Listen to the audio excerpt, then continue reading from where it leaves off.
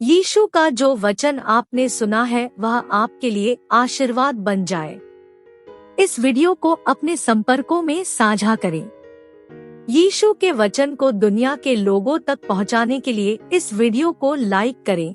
यीशु आपको और आपके परिवार को आशीर्वाद दे। विलियम टिंडेल की कहानी।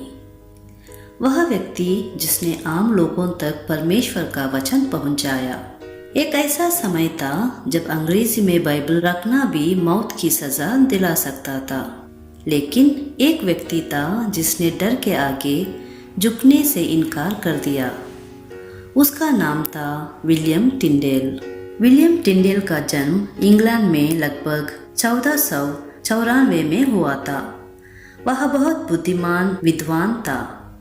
उसने बड़े विश्वविद्यालयों में पढ़ाई की और कई भाषाएं सीखी, लेकिन जैसे जैसे वह पवित्र शास्त्र पढ़ता गया, उसका हृदय दुख से भर गया, क्योंकि आम लोग परमेश्वर के वचन को समझ ही नहीं सकते थे। उस समय बाइबल केवल लैटिन भाषा में थी। साधारण किसान, मजदूर, महिलाएं और बच्चे उसे पढ़ नहीं सकते थे। लोग पूरे तरह धर्म गुरुओं पर निर्भर थे कि वे उन्हें क्या सिखाए, लेकिन टिंडेल का विश्वास कुछ अलग ही था। वह मानता था कि हर व्यक्ति को परमेश्वर का वचन अपनी भाषा में पढ़ने का अधिकार होना चाहिए। एक दिन धार्मिक नेताओं से बहस करते हुए उसने साहस के साथ कहा, यदि परमेश्वर मुझे जीवन देगा तो मैं ऐसा करूंगा कि खेत में हल चलाने वाला लड़का भी पवित्र शास्त्र को तुमसे अधिक जानेगा। उस समय यह बात कहना बहुत खतरनाक था, क्योंकि अंग्रेजी में बाइबल का अनुवाद करना अपराध माना जाता था। कई लोगों को इनके लिए मार दिया गया था, लेकिन टिंडेल नहीं डरा। वहां चुपके से इंग्लैंड छोड़कर यूरोप चला गया। वह छिप कर रहने लगा, क्योंकि बहुत लोग उसे मारना चाहते थे।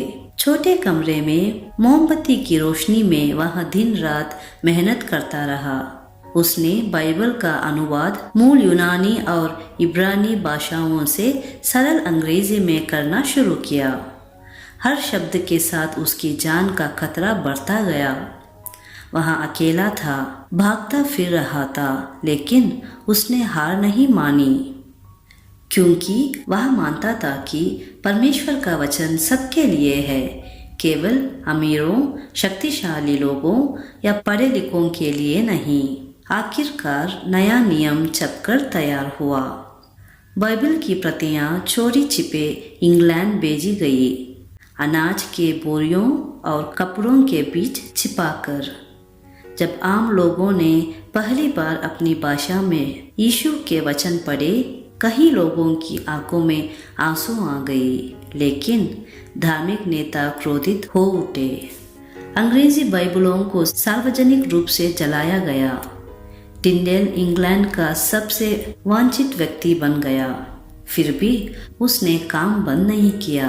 फिर एक दिन उसके अपने ही एक झूठे मित्र ने उसे धोखा दे दिया। टिंडेल को गिरफ्तार कर लिया गया और ब्रुसेल्स के पास एक ठंडी जेल में डाल दिया गया। वह 1 साल से भी अधिक समय तक कैद में रहा, लेकिन वह भी उसने आराम या आज़ादी नहीं मांगी। उसने केवल एक दीपक और अपनी इब्रानी बाइबल मांगी, ताकि वह परमेश्वर का वचन का अध्ययन जारी रख सके। 1536 में विलियम टिंडेल को मृत्यु दंड दिया गया। उसे गला घोंटकर मार दिया गया और फिर आग में जला दिया गया। मरने से पहले उसकी अंतिम प्रार्थना थी, हे प्रभु, इंग्लैंड की राजा की आंख खोल दे। और परमेश्वर ने उसकी प्रार्थना सुन ली। टिंडेल के मौत के कुछ ही वर्षों बाद इंग्लैंड में अंग्रेजी बाइबल को अनुमति मिल गई। बाद में टिंडेल के अनुवाद का बड़ा भाग किंग जेम्स वर्जन में शामिल किया गया।